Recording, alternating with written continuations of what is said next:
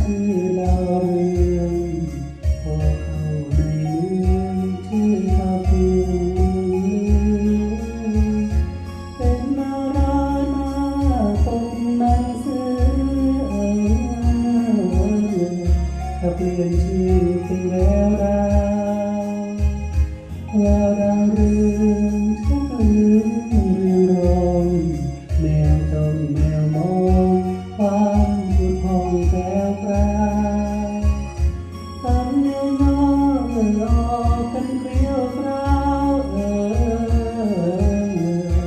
ด้วยภาษาใหญ่พาไปลองผ่านกล้องถ่ายหนังแม่เขินจังแต่ขนาดภูมิใจหายจากข้าไม่ทันลำเลยถ่ายมาถ่ายไปของใครขึ้นมานางดาวเรืองนางแววดาวสิ้นสุดหมดสาว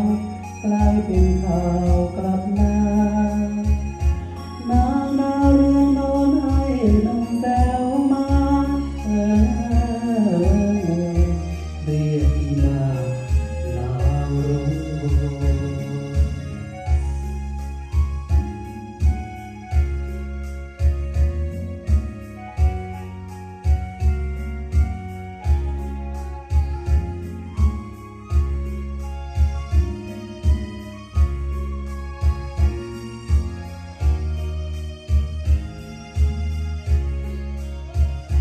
พา